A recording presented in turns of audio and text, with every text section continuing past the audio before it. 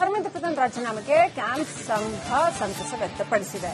ಧರ್ಮೇಂದ್ರ ಪ್ರಧಾನ್ ನೈತಿಕ ಹೊಣೆ ರಾಜೀನಾಮೆ ಕೊಟ್ಟಿದ್ದಾರೆ. ಇದೇ ರೀತಿ ಶಿಕ್ಷಣ ವ್ಯವಸ್ಥೆಯಲ್ಲಿ ಸುಧಾರಣೆ ಆಗಬೇಕು, ಕರ್ನಾಟಕದ ಶಿಕ್ಷಣ ಇಲಾಖೆಯಲ್ಲೂ ಕೂಡ ಒಂದಷ್ಟು ಬದಲಾವಣೆ ಬರಬೇಕು ಅಂತ ಕ್ಯಾಂಪ್ ಪ್ರಧಾನ ಕಾರ್ಯದರ್ಶಿ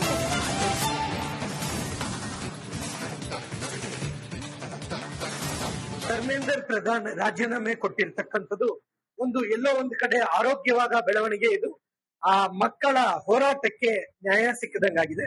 ಇಲ್ಲಿ ಕೇವಲ ರಾಜೀನಾಮೆ ಕೊಡ್ತಕ್ಕಂಥದ್ದು ವಿಷಯ ಅಲ್ಲ, ಯಾರೋ ಒಬ್ರು ನಿಜವಾದ ಹೊಣೆಯನ್ನ ಹೊತ್ತು ಆ ರಾಜೀನಾಮೆಯನ್ನ ಕೊಟ್ಟಂಗಾಗಿದೆ. ಅಂದ್ರೆ ಆ ಲೋಪ ಒಪ್ಕೊಂಡಂಗೂ ಆಗಿದೆ.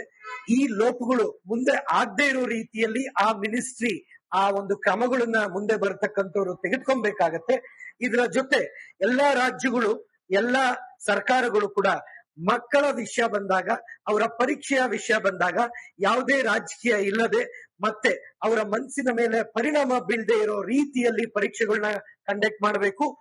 ಮುಖ್ಯವಾಗಿ ಪರೀಕ್ಷಾ ಮಂಡಳಿಗಳನ್ನ ಅಲ್ಲಿ ಟ್ರಾನ್ಸ್ಪರೆನ್ಸಿಯನ್ನ ತರೋದಕ್ಕೆ ಬೇಕಾದಂತ ಕಾಯ್ದೆ ಕಾನೂನು ಕಡ್ಡಾಯವಾಗಿ ಸ್ಥಾಪನೆ